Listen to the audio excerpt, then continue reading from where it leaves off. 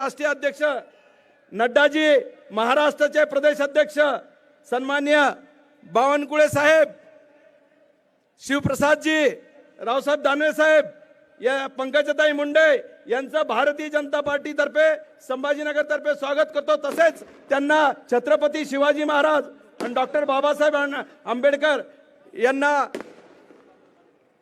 अभिवादन करण्यासाठी आमंत्रित करतो। आणि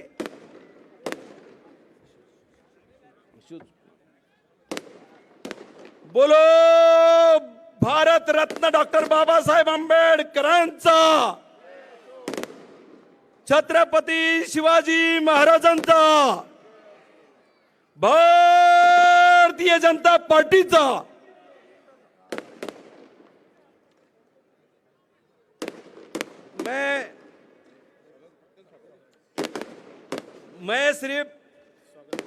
मैं प्रास्ताविक करने वाला था। मैं एक ही मांगनी कर रहा हूं संभाजीनगर के सभी जनता की तरफ से, नड्डा साहब हमें कमल के वोट को मोहरा लगाने की एक बार उपलब्धि दीजिए और यह संभाजीनगर की लोकसभा हमारे को कमल से लड़ने के लिए मुभा दीजिए। इतनी बात करके मैं रुकता हूं।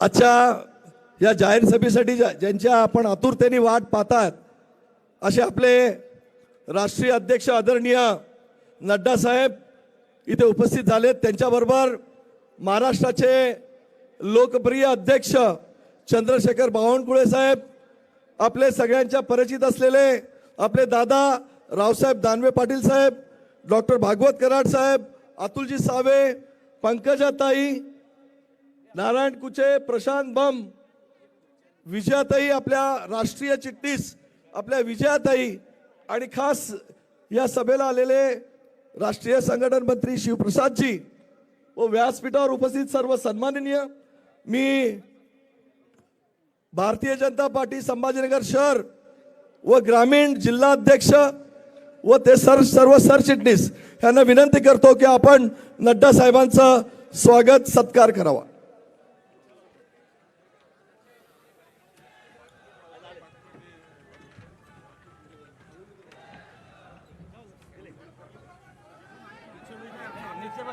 खाली बसा, खाली बसा।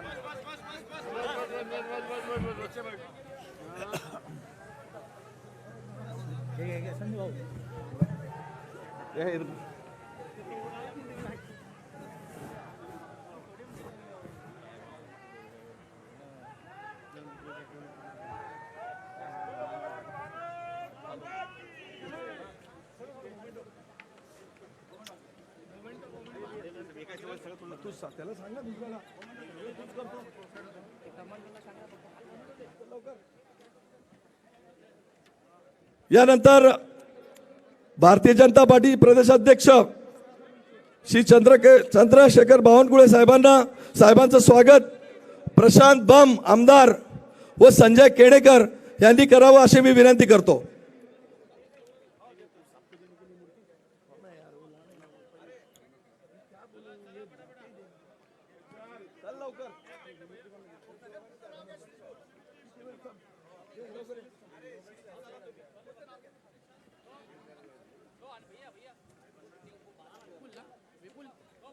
विपुल ना, वैभव तो मेरे को डी में जाने के लिए सिर्फ कमांडर को बोल रहा है। डी में जाने कहाँ से जाएंगे वो भी, वहाँ से जाने के लिए है जगह।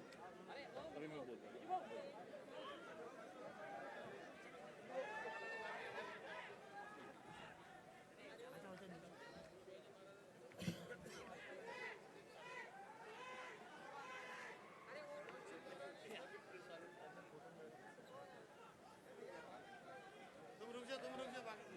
कहाँ से जाए?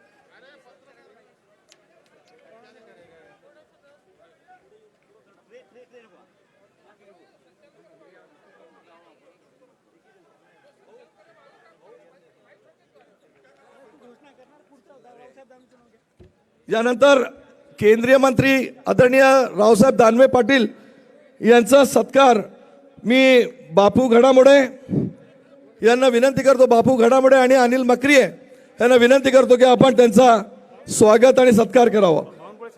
झालं ना बावनकुळे साहेब? झालं ना. यानंतर आपले केंद्रीय मंत्री डॉक्टर भागवतजी कराड यांचा सत्कार मी सौ अमृताताई पालोदकर यांना विनंती करतो की आपण त्यांचा सत्कार करावा. यानंतर मी आपल्या सगळ्यांच्या लाडक्या नेत्या महाराष्ट्राच्या रणरागिणी आदरणीय पंकजाताई यांचा सत्कार मी माधुरी अधवंत यांना विनंती करतो की आपण त्यांचा सत्कार करावा. राष्ट्रीय कृपया सगळ्यांनी बसून घ्यायचं आहे. राष्ट्रीय सचिव विजयताई रहाटकर यांचा सत्कार सविताताई कुलकर्णी यांनी करावा अशी विनंती करतो. राष्ट्रीय संघटन मंत्री आदरणीय शिवप्रसादजी यांचा सत्कार मी विजू अवतडे यांना विनंती करतो की आपण त्यांचा सत्कार करावा. यानंतर मी डॉक्टर कराडांना विनंती करतो की आपण 5 मिनिटात, फक्त 5 मिनिटात आपलं मनोगत व्यक्त करावं.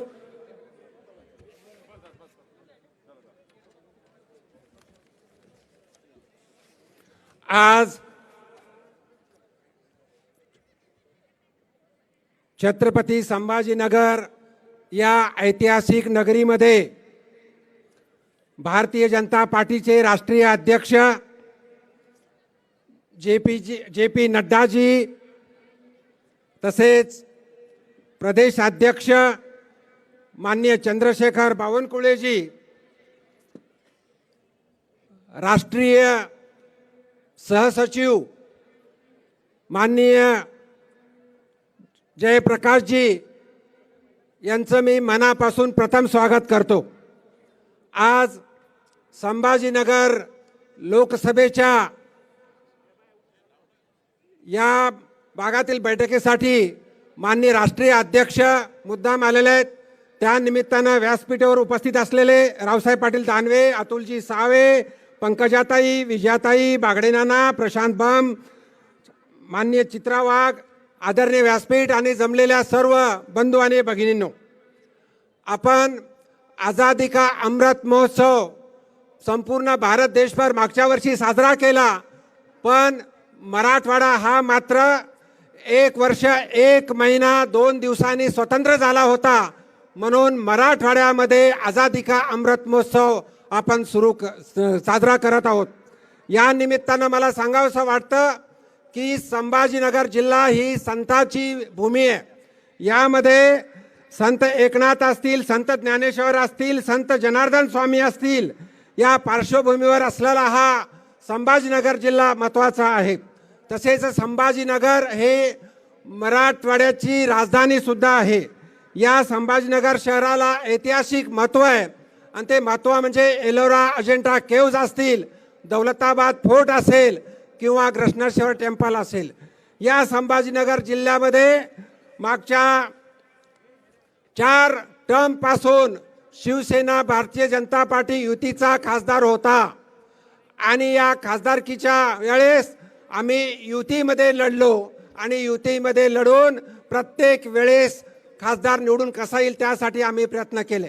2019ला युतीमध्ये निवडणुका झाल्या आणि निवडणुका झाल्यानंतर ज्या हिंदुत्वासाठी मतदारांनी मतदान केलं होतं त्या शिवसेनेने भारतीय जनता पार्टीला दगा दिला, हिंदुत्वाला रामराम ठोकला आणि हिंदुत्वाला रामराम ठोकून महाविकास आघाडी तयार करून खुर्चीसाठी आणि सत्तेपायी हिंदुत्वाला दगा देऊन या महाविकास आघाडीची स्थापना झाली.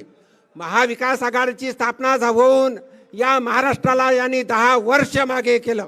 कारण मागचे 2.5 वर्ष जर पाहिले असतील तर या 2.5 वर्षाच्या काळामध्ये या सरकारचं हे स्थगिती देण्याचं काम होतं, कुठलाही धोरणात्मक काम केलं नाही. माननीय मुख्यमंत्री देवेंद्रजी फडणवीस असताना जलयुक्त शिवार असेल, मराठवाडा वॉटर ग्रीड असेल, मराठवाडा विकास महामंडळ असेल किंवा संभाजीनगरच्या पिण्याच्या पाण्याचा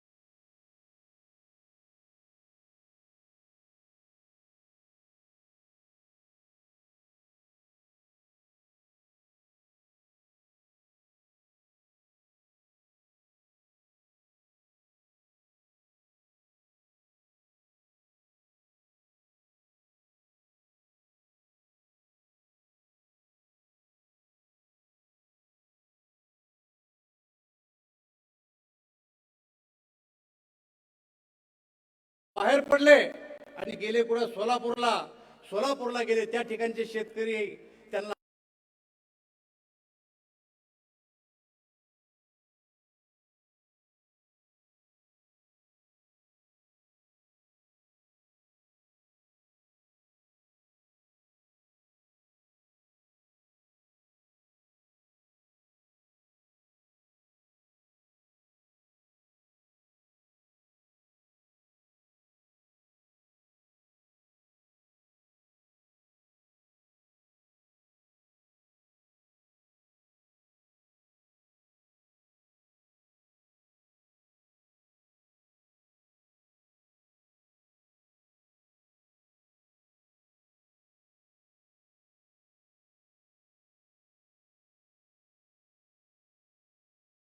और अभी तक माननीय प्रधानमंत्री मोदी जी को एक पत्र लिखा है. धन्यवाद मोदी जी. मुझे इस बात का अभिमान है कि आदिवासी जिला जो नंदुरबार है वह आदिवासी जिलों में माननीय अध्यक्ष जी 75,000 आदिवासी महिलाओं ने लेटर लिखा है कि माननीय मोदी जी आपने हमारे आदिवासी समाज की शिक्षिका जो हमारे देश की राष्ट्रपति बनी उनको आपने राष्ट्रपति बनाया द्रौपदी जी को आपका बहुत बहुत धन्यवाद व्यक्त करते हैं. 75,000 महिलाओं ने आदिवासी महिलाओं ने माननीय मोदी जी को पत्र लिखा है. हमारे महाराष्ट्र की जनता फ्रेंड्स ऑफ बीजेपी के माध्यम से मोदी जी से जुड़ना चाहती है. मोदी जी के नेतृत्व में भारतीय जनता पार्टी का मित्र बनना चाहती है. और जिस प्रकार से हमने अभियान चलाया है आज पूरे महाराष्ट्र में फ्रेंड्स ऑफ बीजेपी के नाम पर बहुत बड़ा अभियान आपको दिख रहा है. 1 करोड़ से ज्यादा लोग फ्रेंड्स ऑफ बीजेपी के माध्यम से आपकी अध्यक्षता के माध्यम से फ्रेंड्स ऑफ बीजेपी बनना चाहते हैं. ये भी हमने निश्चित रूप से चालू किया है. यहाँ पर 25 लाख युवा भारतीय जनता युवा मोर्चा 25 लाख युवाओं को राहुल लोनीकर जी के माध्यम से विक्रांत पाटिल जी के माध्यम से 25 लाख युवाओं को 18 से 25 साल के हमारे बच्चे युवा वॉरियर्स बनना चाहते हैं. माननीय मोदी जी के लिए युवा योद्धा बनना चाहते हैं. और मैं आपको बहुत जवाबदारी से कहता हूं हमारी चित्रा वाघ जी यहाँ पर है जो हमारी महिला मोर्चा की अध्यक्ष है.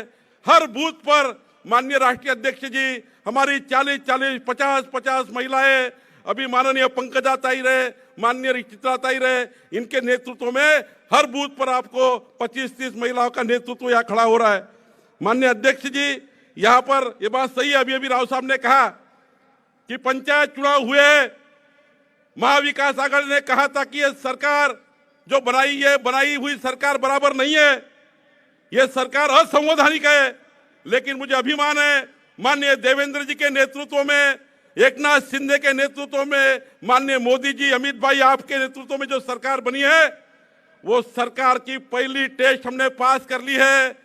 माननीय देवेंद्र जी और एकनाथ शिंदे जी के नेतृत्व वाली सरकार ने और हमारे कार्यकर्ताओं ने जनता ने 3001 ग्राम पंचायत पे भारतीय जनता पार्टी का सरपंच आज चुन कर दिया है. और एकनाथ शिंदे जी के नेतृत्व में शिवसेना का 842 जगह हमारे सरपंच विजयी हो चुके हैं. हमने सारे नाम प्रेस को दे दिए हैं. 3843 सरपंच इस महाराष्ट्र में आज 15 दिन पहले जनता ने चुन कर दिए हैं. पंचायत चुनाव में हमने बहुत बड़ा छलांग लगाई है. ये भारतीय जनता पार्टी के नेतृत्व में माननीय मोदी जी के नेतृत्व में एकनाथ जी और देवेंद्र जी के समन्वय से यहाँ पर ये चुनाव हुए हैं. मैं माफी चाहता हूँ आज कि माननीय देवेंद्र जी ने कहा है आज उनकी तबीयत बहुत ज्यादा खराब है. 103 डिग्री टेम्परेचर था जब वो निकले थे. लेकिन उन्होंने कहा कि आप मेरी ओर से जनता को माफी मांगिए. आज मैं संभाजी नगर नहीं आ पा रहा हूँ. 103 टेम्परेचर उनको था. उनकी तबीयत बहुत खराब थी इसलिए वो ना चंद्रपुर आ पाए ना संभाजी नगर आ पाए. लेकिन मुझे अभिमान है एकनाथ जी और देवेंद्र जी की सरकार जिस प्रकार से बनी है माननीय अध्यक्ष जी निश्चित रूप से आने वाली नगर पालिका नगर पंचायत जिला परिषद में भारतीय जनता पार्टी और शिवसेना एकनाथ जी के नेतृत्व में महाराष्ट्र में हम नंबर 1 करके बताएंगे. और निश्चित रूप से पूरे महाराष्ट्र में हम नंबर 1 करके भारतीय जनता पार्टी यहाँ पर करके दिखाएंगे. यहाँ पर मुझे इस बात का अभिमान है जब देवेंद्र जी और एकनाथ जी की सरकार बनी जो अल्पमत में सरकार आई थी, आपको भी अध्यक्ष जी मालूम है, संभाजी नगर का नामांतरण पूरे 2.5 साल नहीं किया। माननीय देवेंद्र जी, एकनाथ जी ने आने के बाद पहला अगर कैबिनेट में कोई निर्णय लिया है तो संभाजी नगर के नामांतरण का निर्णय लिया है। ये हम सब लोग ताली बजा के राष्ट्रीय अध्यक्ष जी का स्वागत करिए, माननीय देवेंद्र जी और एकनाथ जी का स्वागत करिए। और मुझे इस बात की चीड़ आती है, कल अजीत पवार जी विधानसभा में कह रहे थे संभाजी राजे भोसले जी, संभाजी महाराज जी धर्मवीर नहीं थे। आपको ये मान्य है क्या? आपको ये मान्य है क्या? अजीत पवार जी का हम बहुत निषेध करते हैं। अध्यक्ष जी, पूरे महाराष्ट्र में और पूरे जिलों में आंदोलन हुआ, बारामती में आज आंदोलन हुआ, जनता चिड़ी हुई है। छत्रपति संभाजी महाराज जी को धर्मवीर मानने को राष्ट्रवादी कांग्रेस तैयार नहीं है। और अभी अभी जितेंद्र आव्हाड जी, जिनका राष्ट्रवादी कांग्रेस का स्टेटमेंट आया है कि औरंगजेब वो कहते हैं औरंगजेब क्रूर नहीं थे, वो हिंदू विरोधी नहीं थे। जितेंद्र आव्हाड जी को आज औरंगजेब बादशाह का बहुत प्रेम आया है। उन्होंने अभी अभी 10 मिनट पहले टिप्पणी की है, ये हमारे महाराष्ट्र के लिए धोखादायक है। आपको सबको मानने का ये औरंगजेब के बारे में गले लगाना ये जितेंद्र आव्हाड जी ने आज किया है। निश्चित रूप से संभाजी नगर में उनका हम निषेध करते हैं। और अध्यक्ष जी, आप यहां पर आए, महाराष्ट्र में आपने आज दिन भर, आज आपका सवेरे 8 बजे से लेके रात को 12 बजे तक आपने 16 घंटे का समय महाराष्ट्र में दिया। इसलिए महाराष्ट्र की भारतीय जनता पार्टी की ओर से फिर एक बार आपका आभार व्यक्त करता हूं और आपको विनती करता हूं, आप सभा को संबोधित करें, यही विनती आपको करता हूं। धन्यवाद।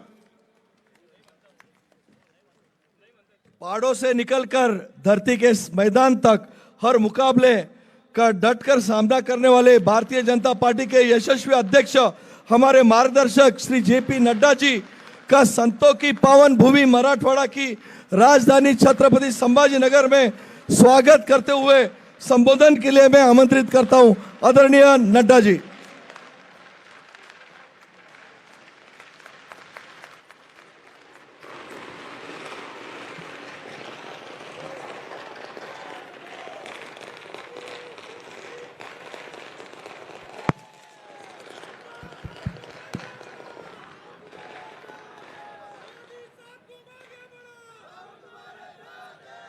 आज के बोलिए भारत माता की, भारत माता की, हर हर महादेव, हर हर महादेव।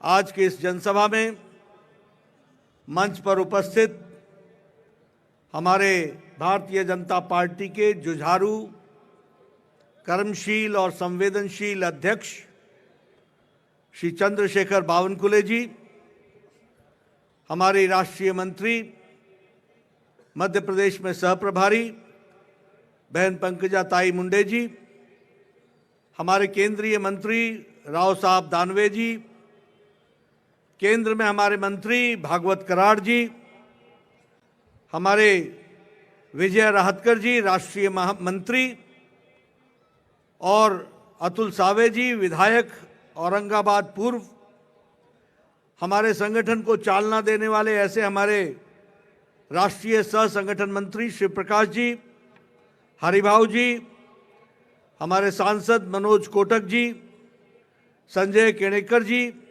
शिरीष जी, विजय जी, हमारे प्रशांत जी, बसवराज जी, प्रवीण घुगे जी, मनोज जी, इंद्रीश जी, बापू जी, सम्मानित मंच, सभी यहाँ मंच पर सम्मानित सज्जन वृंद, और यहाँ इतनी बड़ी संख्या में संभाजी नगर में आए हुए देवी और सज्जनों, मीडिया के मेरे साथी, प्रिंट मीडिया और इलेक्ट्रॉनिक मीडिया के मेरे साथी, सबसे पहले तो मुझे इस वीर भूमि पर, जो छत्रपति शिवाजी महाराज की पवित्र भूमि है, उसमें आने का सौभाग्य मिला।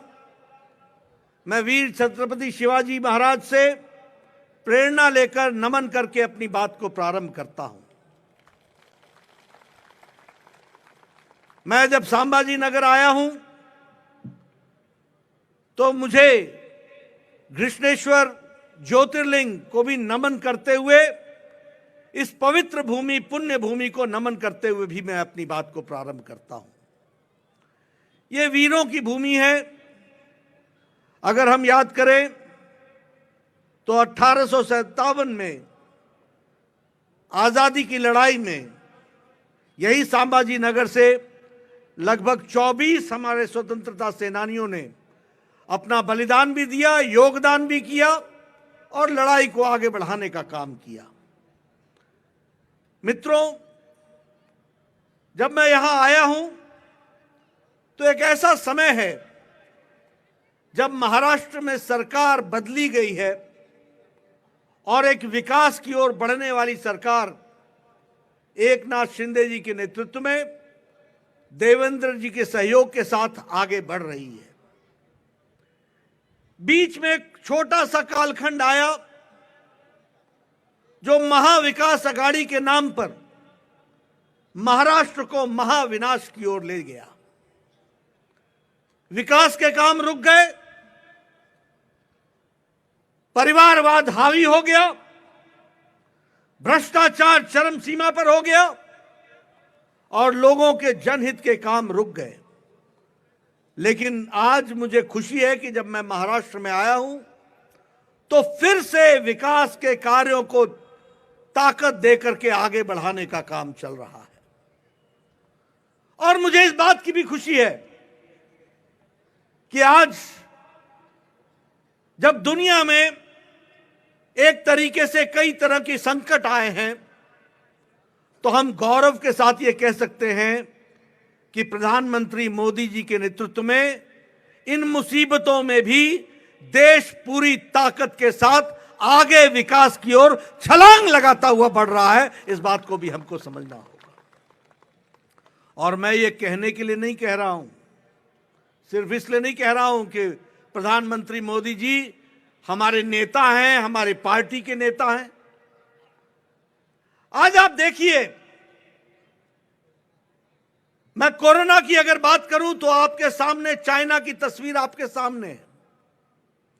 मैं कोरोना की बात करूं तो अमेरिका जैसे शक्तिशाली देश के स्वास्थ्य सेवाएं भी लड़खड़ा गई, चरमरा गई।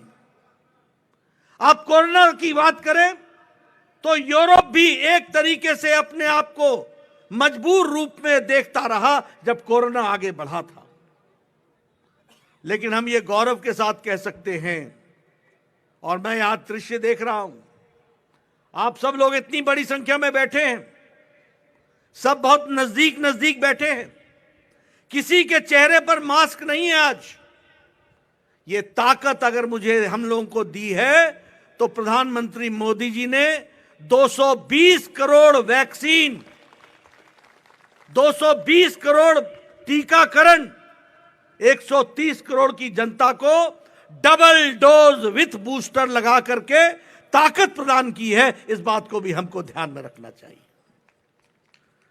मैं बार बार चर्चा करता हूं कि कोरोना की दृष्टि से देखा जाए, मैं पूर्व स्वास्थ्य मंत्री रहा हूं।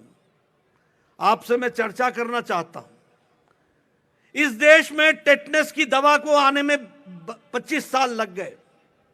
इस देश में ट्यूबरक्लोसिस की दवा को आने में 25 साल लग गए। इस देश में स्मॉल पॉक्स की दवा को आने में 28 साल लग गए। इस देश में पल्स पोलियो का नेशनल प्रोग्राम बनने में 30 साल लग गए। इस देश में जापानीज इंसेफेलाइटिस की दवा को आने में 100 साल लग गए। 1906 में दवा बनी थी जापान में और 2006 में भारत में आई थी। लेकिन कोरोना 2020 की जनवरी में 20 को आया। 2020 के अप्रैल को प्रधानमंत्री जी ने टास्क फोर्स बनाया। भारत सरकार की ओर से दवाई की कंपनियों को रिसर्च करने के लिए पैसा भी दिया, व्यवस्था भी की, और 9 महीने के अंदर एक नहीं 2 वैक्सीन बना करके भारत आगे खड़ा हो गया। यह भी याद करना चाहिए। और आप शायद भूल जाते हैं कि जब ये वैक्सीन बनी थी तो यही विपक्ष के लोग, यही कांग्रेस के लोग, यही समाजवादी लोग कहते थे ये भाजपा का टीका है, ये मोदी टीका है, ये मत लगाओ। वो ये भी कहते थे कि इसका ट्रायल नहीं हुआ है। लेकिन सच्चाई ये है कि हम लोगों ने 220 करोड़ लोगों को, 130 करोड़ की जनता को 220 डोज लगा करके उनको सुरक्षा कवच पहना दिया और आज ताकत के साथ भारत खड़ा है। इस बात को भी हमको याद रखना है। और यही कांग्रेसी भाई चुपके चुपके जाके मोदी टीका लगाए, लोगों को नहीं बताया, ट्वीट नहीं किया, लेकिन मोदी टीका खुद लगवा लिया। ऐसे जन विरोधी नीतियां करने वाले लोग आज हमारे बीच में हैं। लेकिन हम वही नहीं रुके। आज भारत इलेक्ट्रॉनिक्स में, मैन्युफैक्चरिंग में 7 गुना बढ़ चुका है। आज भारत इलेक्ट्रॉनिक्स के एक्सपोर्ट में 6 गुना बढ़ चुका है। आज भारत डिफेंस के एक्सपोर्ट्स में 4 गुना बढ़ चुका है। आज भारत केमिकल्स के सप्लाई में, एक्सपोर्ट में दुनिया का दूसरे नंबर का देश बन गया है। आज भारत फार्मास्यूटिकल्स में दुनिया की फार्मेसी बन गया है। आज भारत स्टील में दूसरे नंबर पर आकर के खड़ा है। 8 साल पहले भारत में 92% मोबाइल बाहर से आता था। आज भारत 97% मोबाइल भारत में बना रहा है। यह भारत की बदलती तस्वीर है। और मित्रों, जब देश आर्थिक संकटों में घिरा है, उस समय भारत, जिस देश ने हमारे ऊपर 200 साल राज किया, ब्रिटानिया, उसको पिछाड़ करके भारत दुनिया की 5वीं नंबर की अर्थव्यवस्था बन रही है, 5 नंबर की इकोनॉमी बन गई है। इसलिए मित्रों, जब मैं सारी बातें आपके सामने कहता हूं तो गर्व से यह भी महसूस होता है कि विपरीत परिस्थिति में किस तरीके से भारत ने अपने आप को आगे बढ़ाया है।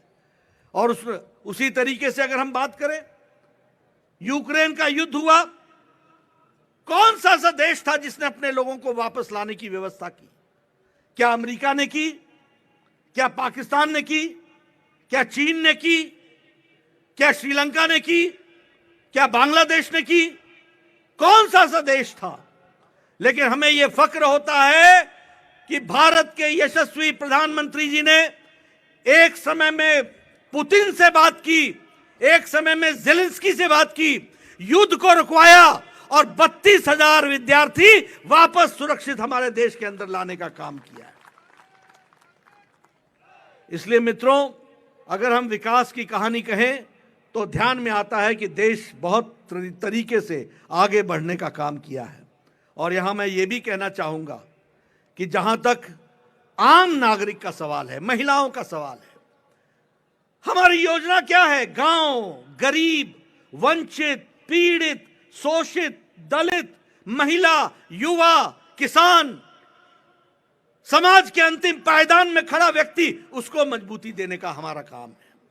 और फिर हम कहने के लिए नहीं कहते हैं, इस देश में 11 करोड़ बहनें ऐसी थी जिनके पास गैस का चूल्हा नहीं था।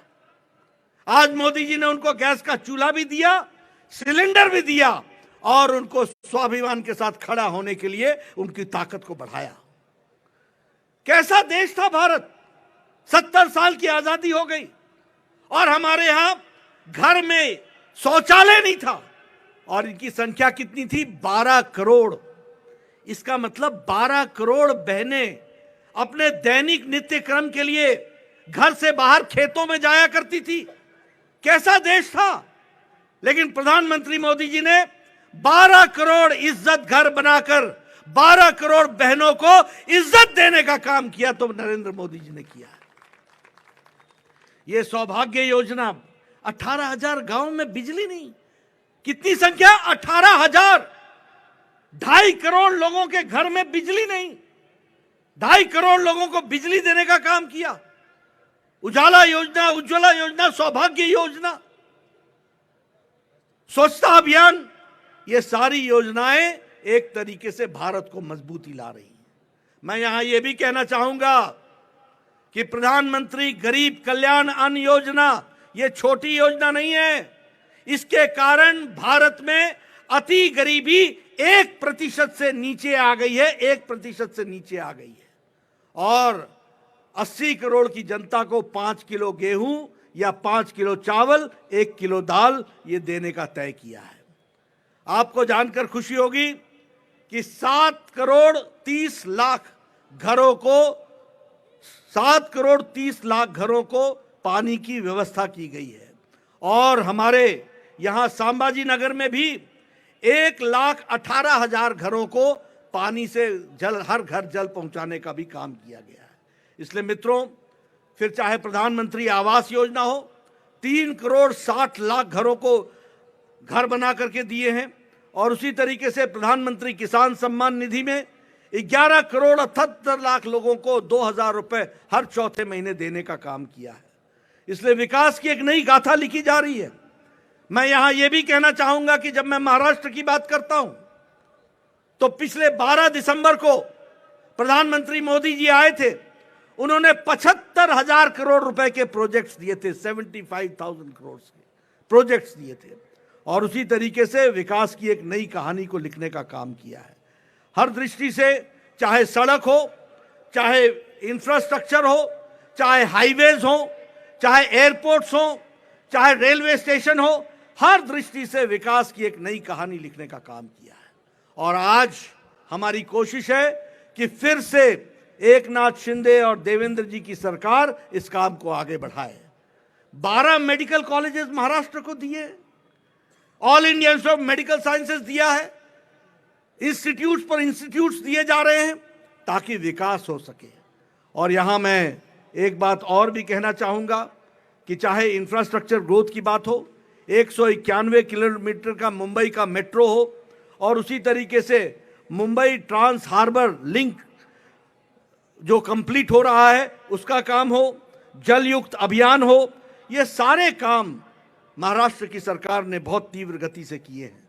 मैं यहां आपके सामने ऐसी बहुत लंबी लिस्ट रख सकता हूं जो विकास की दृष्टि से किए गए हैं, लेकिन आपका ज्यादा समय न लेता हुआ मैं 2-3 बातें कह करके अपनी बात को समाप्त करना चाहूंगा। मित्रों, एक बात हमको समझ लेनी चाहिए कि यह सरकार जो बनी थी, यह सरकार चुनाव के दौरान हम जब आए थे तो प्रधानमंत्री जी ने कहा था ऊपर नरेंद्र नीचे देवेंद्र, और इस बात को लेकर के हम आगे बढ़े थे। उद्धव ठाकरे जी ने भारतीय जनता पार्टी को धोखा देकर, कुर्सी की गद्दी के लालच में आकर उनके साथ जाकर के मिल गए जिनके खिलाफ बाला साहब देवरस सारी जिंदगी लड़ते रहे, वही कांग्रेसी और वही एनसीपी के साथ जाकर के मिल गए। और किस लिए मिले? कुर्सी के खातिर विचारों को का बलिदान दे दिया, वैचारिक पृष्ठभूमि को भूल गए।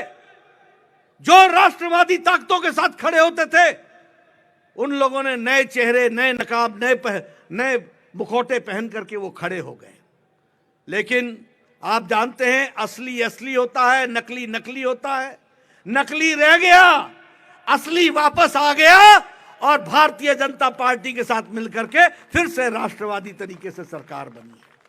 और यह सरकार विकास के लिए बनी है। यह सरकार सबका साथ, सबका विकास, सबका विश्वास, सबका प्रयास के लिए बनी है। और मैं पूछना चाहता हूं, कौन सी मजबूरी थी उद्धव ठाकरे जी को कि पालघर के साधुओं की हत्या, जो निर्मम हत्या हुई थी, उसके केस को सीबीआई को देने में कौन रुकावट आ गई थी? किसने रुकावट दी थी? कहां चला गया तुम्हारा वैचारिक पृष्ठभूमि? कहां चली गई आपकी विचारधारा? अरे सत्ता के पीछे इतने मिट गए, इतने समाप्त हो गए, इतने छोटे हो गए। कहां ले जा रहे थे महाराष्ट्र को? यह दीगर बात है, यह अलग बात है, यह इतर बात है कि ऐसा होना नहीं था, क्योंकि सच्चाई सच्चाई होती है और सच्चाई फिर से स्थापित हुई है। इस बात को भी हमको याद रखना है। कैसा महाराष्ट्र हो गया था? आईपीएल के मैच हो सकते हैं लेकिन दही हांडी नहीं हो सकती। आईपीएल के मैच हो सकते हैं लेकिन गणेश उत्सव नहीं मनाया जा सकता है। आईपीएल के मैच हो सकते हैं लेकिन दुर्गा पूजा पर इकट्ठा नहीं हुआ जा सकता। कैसा प्रदेश बन गया था? आज आपको इन सब चीज़ों से राहत मिल चुकी है। मैं यहाँ ये भी कहना चाहूँगा कि जिस तरीके से भ्रष्टाचार हुआ वह भी आपके सामने है। और जब मैं भ्रष्टाचार की बात करता हूं तो मैं हमेशा कहता हूं कि एक हमारा जैम था, जन धन आधार मोबाइल, यानी जनधन में अकाउंट खोलो, आधार से जोड़ो और मोबाइल से पेमेंट भी करो और अपने खाते में आपको सरकार की सुविधा मिलेगी। एक इनका भी जैम है, वो JAM क्या है? वो है जॉइंटली एक्वायर मनी। इकट्ठे होकर के 3-3 दुकानें खोल ली, 3-3 दुकानें। पहले उद्धव ठाकरे की शिवसेना को अर्पण करके आओ, फिर कांग्रेस को करो, फिर एनसीपी को करो, 3-3 दुकानें खोल गई, कोई काम नहीं। और आज महाराष्ट्र भ्रष्टाचार मुक्त हो चुका है और विकास युक्त हो चुका है, इसको भी याद रखने की जरूरत है। और अगर मैं कहूं डीबीटी, तो हमारा था डायरेक्ट बेनिफिट ट्रांसफर, यानी जो पात्र है उसको डायरेक्ट बेनिफिट का ट्रांसफर हो जाए। और इनकी डीबीटी क्या थी? इनकी डीबीटी थी dealership, D for dealership, B for brokerage और टी फॉर ट्रांसफर। ट्रांसफर में पैसे कमाओ, दलाली में पैसे कमाओ और डीलरशिप में पैसे कमाओ, यही धंधा बन चुका था। ऐसी सरकार को आपने उखाड़ करके फेंक दिया। मैं आपको बधाई भी देता हूं, धन्यवाद भी देता हूं और आपको विश्वास दिलाता हूं कि एकनाथ शिंदे और देवेंद्र फडणवीस जी की सरकार मजबूती से महाराष्ट्र की जनता की सेवा में जुटेगी, विकास को आगे बढ़ाएगी और आगे ले जाने का काम करेगी। आप बताइए, ऐसी सरकार को आप साथ देंगे ना? आप ऐसी सरकार को साथ देंगे ना? ऐसी सरकार महाराष्ट्र में चाहिए ना? ऐसी सरकार महाराष्ट्र में चाहिए ना? ऐसी सरकार महाराष्ट्र में चाहिए ना? मैं एक ही बात आपको कहना चाहता हूं, हम नेक नियति से मोदी जी के नेतृत्व में देश की, प्रदेश की सेवा में लगे हैं। यहां एक एक बैठा हुआ कार्यकर्ता राष्ट्रभक्त है। यहां एक एक जनता में बैठे हुए देवी और सज्जन वो राष्ट्रभक्ति से ओतप्रोत हैं, वो देश को आगे बढ़ाना चाहते हैं। और हम लोगों को संकल्प लेना चाहिए कि जो लोग इस देश को कमजोर करना चाहते हैं, जो लोग महाराष्ट्र को कमजोर करना चाहते हैं, जो लोग भ्रष्टाचार के नाम पर अपनी रोटियां सेकना चाहते हैं, जो सरकारें जिनके मंत्री जेल में हो, ऐसे लोगों को नमस्कार करना चाहिए और जो लोग काम करना चाहते हैं उनका सत्कार करना चाहिए, उनका स्वागत करना चाहिए। मुझे पूरा विश्वास है कि आप इन सारी बातों को ध्यान में रखेंगे और मेरी बात को आप सुनेंगे। इतनी देर रात गए भी आपने मेरी बात को सुनने के लिए आप रुके, आपका बहुत बहुत धन्यवाद। जय भारत, जय महाराष्ट्र। बोलिए छत्रपति महाराज की, बोलिए छत्रपति महाराज की, छत्रपति महाराज की। बहुत बहुत धन्यवाद। माननीय राष्ट्रीय अध्यक्ष जी को मेरी विनती है कि औरंगाबाद शहर के जिले के शिरीष बोरालकर जी और ग्रामीण के विजय उताड़े जी, संजय केनेकर जी और हमारे सारे कार्यकर्ताओं ने पिछले 7 दिन में आपके आने का इंतजार किया। 4 बजे से लोग यहाँ पर आपका वेट कर रहे थे। मैं आपको विनती करता हूँ, शिरीष बोरालकर जी का, विजय उताड़े का, संजय केनेकर और भारतीय जनता पार्टी हमारे सारे यूनिट का पुष्पगुच्छ देकर स्वागत करे। हमारे सारा औरंगाबाद का यूनिट, ग्रामीण शहर का यूनिट सामने आइए। हमारे राष्ट्रीय अध्यक्ष स्वागत करेंगे, विजय उताड़े जी आइए। हमारे सारे पदाधिकारी औरंगाबाद के आइए।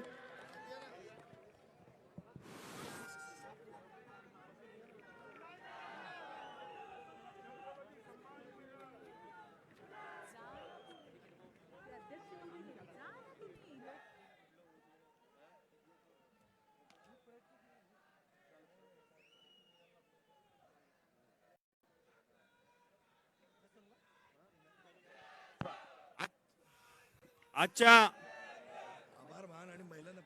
आभार या ठिकाणी मी मानण्यासाठी आपल्या भारतीय जनता पार्टीचे राष्ट्रीय अध्यक्ष JP नड्डा साहेब, आदरणीय प्रदेशाचे अध्यक्ष चंद्रशेखरजी बावनकुळे साहेब, केंद्रीय मंत्री रावसाहेबजी पाटील दानवे साहेब, केंद्रीय मंत्री सन्मान्य डॉक्टर भागवतजी कराड साहेब, आपले राज्याचे मंत्री